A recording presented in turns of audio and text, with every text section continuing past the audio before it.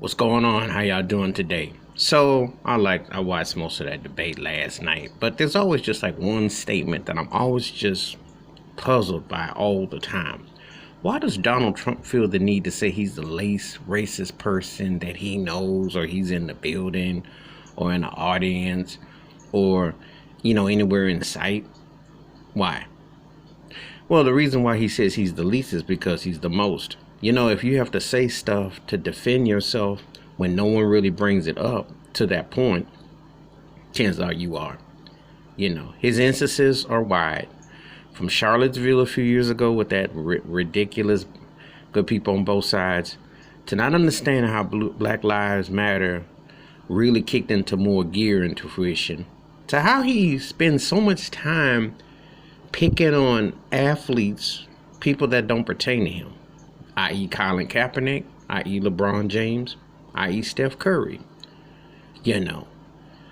Just saying.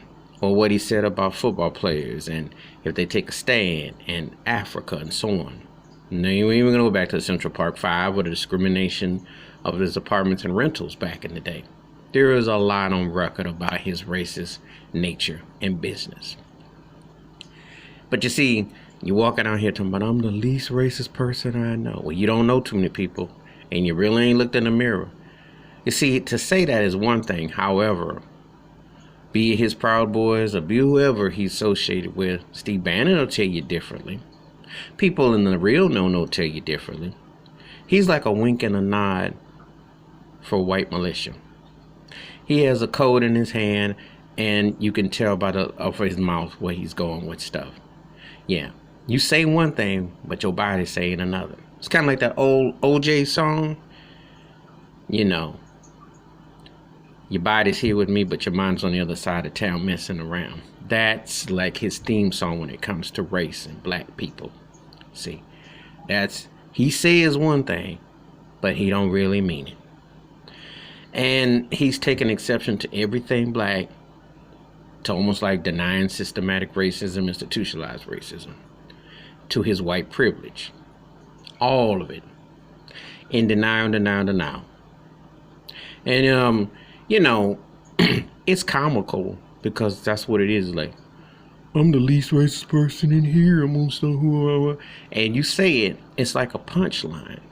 I'm waiting for a drum beat to kick in. I'm ready for him to say that's a good one and dying laughing.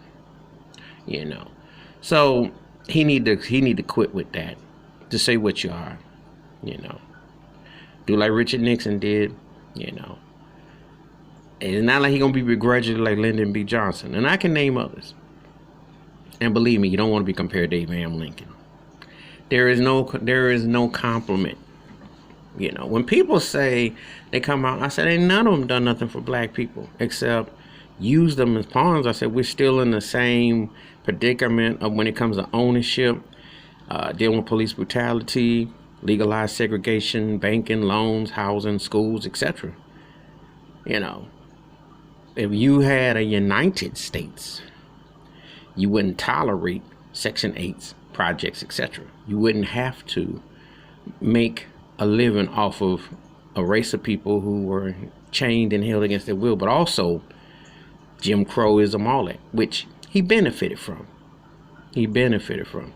Tell the truth, so-called least racist person in the room. All right, this is my thoughts and takes about Donald Trump's crazy rant, least racist person in the room. You give me your thoughts, your takes. I welcome them comments. Hit the like and subscribe, and the bell rings. A new video.